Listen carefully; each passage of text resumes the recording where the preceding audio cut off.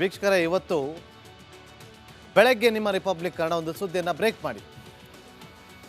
ನಿನ್ನೆ ಸಿದ್ದರಾಮಯ್ಯವರು ಹಾಗೂ ಪರಮೇಶ್ವರ್ ಅವರು ಸಿಎಂ ಮತ್ತು ಗೃಹ ಸಚಿವರು ಸುಮಾರು ಅರ್ಧ ಗಂಟೆ ಕಾಲ ಸಮಾಲೋಚನೆಯನ್ನು ಮಾಡಿದ್ದಾರೆ. ಧರ್ಮಸ್ಥಳದ ಸುತ್ತಮುತ್ತ ಹೂತಿಟ್ಟಿರುವ ಶವಗಳ ವಿಚಾರವಾಗಿ ರಾಜ್ಯದಲ್ಲಿ ಸದ್ದು ಮಾಡ್ತಾ ಇದೆ. ಏನದು SIT ಮಾಡಬೇಕಾ? ಇದರ ಬಗ್ಗೆ ಸಮಾಲೋಚನೆ ಮಾಡಿದ್ದಾರೆ.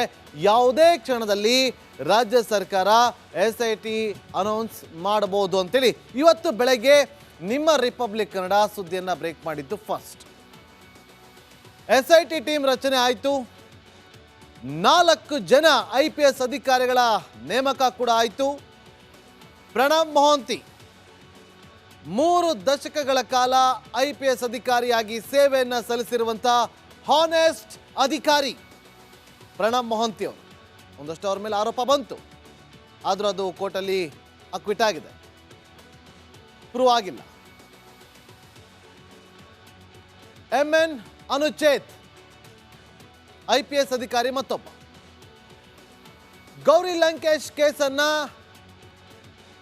ನೀಟಾಗಿ ಹ್ಯಾಂಡಲ್ ಮಾಡಿ ಕೇಸನ್ನ ಪತ್ತೆ ಹಚ್ಚೋದ್ರಲ್ಲಿ ಯಶಸ್ವಿ ಕಂಡಂಥ ಅಧಿಕಾರಿ ಇವತ್ತು ಬೆಂಗಳೂರಿನ ಉಪ್ಪಾರಪೇಟೆ ಪೊಲೀಸ್ ಸ್ಟೇಷನ್ ಲಿಮಿಟ್ಸ್ಗೆ ಹೋಗಿ ಅಥವಾ ಕೆಂಗೇರಿ ರಾರನಗರ ಈ ಭಾಗಕ್ಕೆ ಹೋಗಿ ಕೇಳಿ.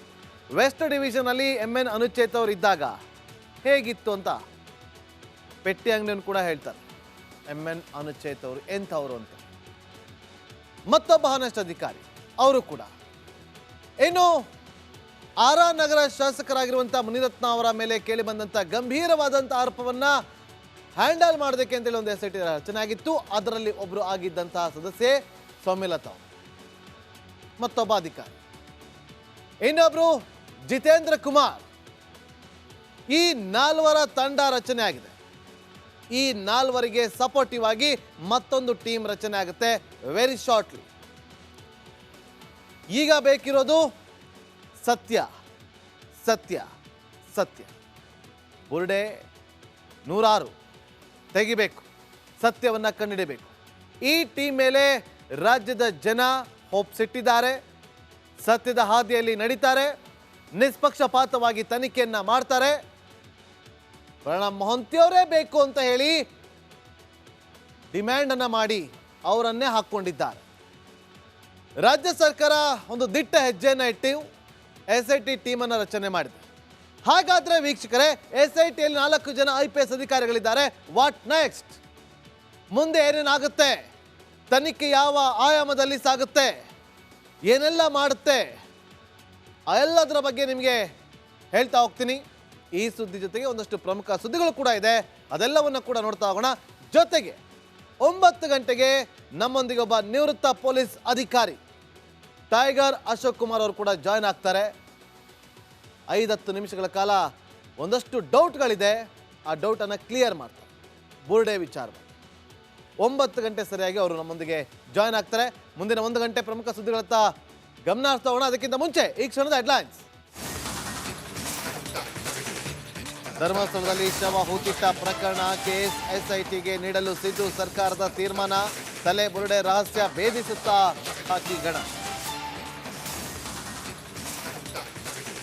ಧರ್ಮಸ್ಥಳ ಶವ ಪ್ರಕರಣಕ್ಕೆ ದಿನಕ್ಕೊಂದು ಟ್ವಿಸ್ಟ್, ಬೇಕೇ ಬೇಕು ಅಂತ ನಟಿ ರಮ್ಯಾ ಟ್ವೀಟ್. ಪಾಕಿಸ್ತಾನದಿಂದ ತನಿಖೆ ಮಾಡಿಸಿ ಅಂತ BJP ಟಾಂಟ್. ರಾಜ್ಯಾದ್ಯಂತ ತಾರಕಕ್ಕೇರಿದ ತೆರಿಗೆ ಜಟಾಪಟಿ, ವರ್ತಕರನ್ನ ಕೆರಳಿಸುತ್ತಿದೆ ಲಕ್ಷ ಲಕ್ಷ GST. ಕೇಂದ್ರದ್ದೇ ತಪ್ಪು ಅಂತ ಸಿದ್ದು ಚಾಟಿ.